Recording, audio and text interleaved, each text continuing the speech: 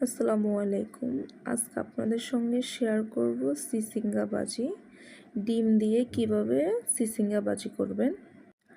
এই যে আমরা প্রথমে চিচিঙ্গা ভাজি করার জন্য কড়াইটা বসিয়ে দিলাম, ওটার মধ্যে তেল দিয়ে দিলাম। তেলটা একটু গরম হয়ে যাওয়ার পরে কেটে রাখা পেঁয়াজ মরিচ দিয়ে দিলাম। তেল যদি বেশি খেতে চান বেশি দিবেন, বা কম খেতে চাইলে কম দিবেন, সেটা আপনাদের ইচ্ছা।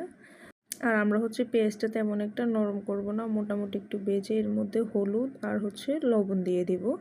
দিয়ে আমরা কেটে রাখা চিচিঙ্গাগুলো দিয়ে দেব।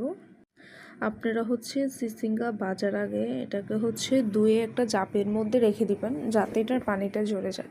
কারণ এটাকে যদি ধুয়ে সাথে সাথে চিচিঙ্গাটা চুলার মধ্যে দেওয়া হয় কড়াইয়ের মধ্যে, এটা থেকে প্রচুর পরিমাণের পানি বের হবে। আমি 2-3 মিনিট রেখেছিলাম, তারপরও দেখবেন অনেক পানি বের হয়। এটা যখন সিদ্ধ দেওয়া হয় প্রচুর পরিমাণের পানি বের হয়। এই যে আমি চিচিঙ্গাটা দিয়ে এটাকে ভালো করে নেড়ে ছেড়ে মিক্স করে নিয়েছি, নিয়ে এখন ঢাকনা দিয়ে দেব। ঢাকনা দেওয়ার পর অল্প একটু সিদ্ধ হওয়ার জন্য, এই যে দেখুন প্রায় মোটামুটি অল্প একটু সিদ্ধ হয়ে গেছে।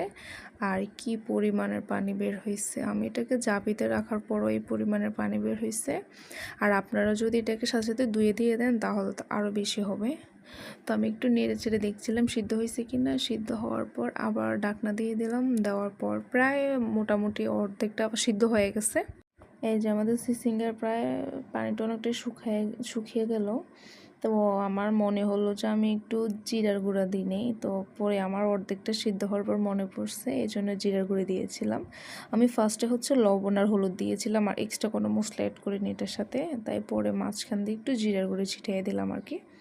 এই যে আমার মোটামুটি প্রায় শুকিয়ে গেছে। এখন আমি মাঝখানটার পানিটা শুকিয়ে গেছে, এর মধ্যে আগে ভেঙে রাখা ডিমটা দিয়ে দেব। আমি একটা প্লেটে ডিমটা আগে ভেঙে রেখেছিলাম।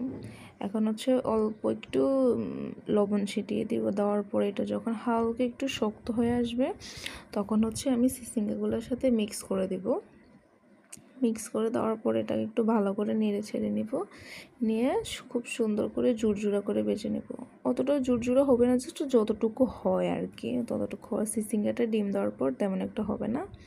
সো নেড়ে চেড়ে ভালো করে দেখুন আমার চিচিঙ্গা হয়ে গেল। এটাকে তুলে রেখেছি একটা বাটিতে আমি। এই যে খুব সুন্দর আমার চিচিঙ্গা ভাজি ডিম দিয়ে, এটা গরম গরম ভাত খেতে জাস্ট ওয়া।